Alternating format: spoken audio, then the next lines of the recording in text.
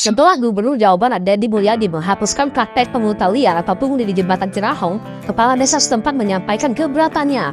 Kades Manggaluyu Dian Cahyadinata SH menunjukkan ketidaksetujuan dan melawan atas kebijakan yang dilakukan oleh Kang Deddy Mulyadi tersebut, guys. Apa sih yang menyebabkan Kades begitu ngotot mau pungli?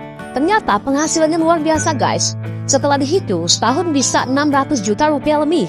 Dan Kades bilang sudah 30 tahun praktek itu dilakukan. Artinya ada 19 miliar rupiah lebih yang didapat dari pungli tersebut, guys. Hal ini pun mendapat reaksi dari Deddy Mulyadi Minggu 12 April 2026. Bila lembut, KDM mengomentari sikap Kades yang ngotot ini. Ya, Kang Deddy menjawab lembut, halus, tapi menusuk dalam benak Kadesnya. Gak mungkin Kades itu gak paham ya, guys. KDM dipastikan akan tegas jika sang Kades masih ngotot membela perbuatan yang salah tersebut. Kades ini diduga masih ngotot bela pungli di Jembatan Cirahong. Sebenarnya, berapa sih kira-kira penghasilan yang didapat kalau kita hitung-hitungan? Mari kita coba hitung secara sederhana. Sebenarnya berapa kira-kira potensi pendapatan dari pungutan di Jembatan Cirahong jika dilihat secara matematis? Kita mulai dari asumsi dasar.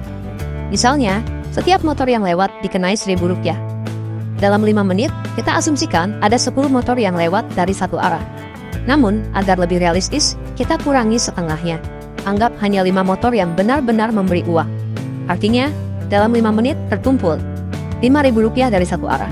Jika dihitung per jam, maka Rp5.000 kali 12. Karena 1 jam sama dengan 12 kali 5 menit. Sama dengan Rp60.000 per jam.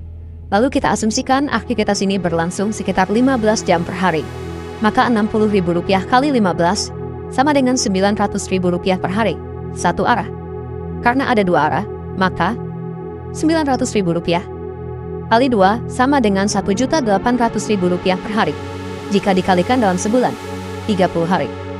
Maka Rp1.800.000 kali 30 sama dengan Rp54 juta per bulan. Kemudian, dalam setahun, Rp54 juta kali 12 sama dengan Rp648 juta.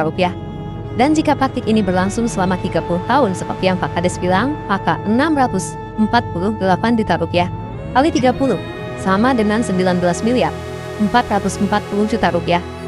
Hasilnya, hampir Rp20 miliar. Angka yang fantastis untuk sesuatu yang disebut recehan. Bahkan, dengan jumlah sebesar itu, rasanya bukan hanya cukup untuk sekadar lewat jembatan. Mungkin sudah bisa membangun jembatan baru yang lebih layak, bahkan yang bisa dilalui mobil. Ini tentu hanya hitung-hitungan kasar dengan asumsi sederhana.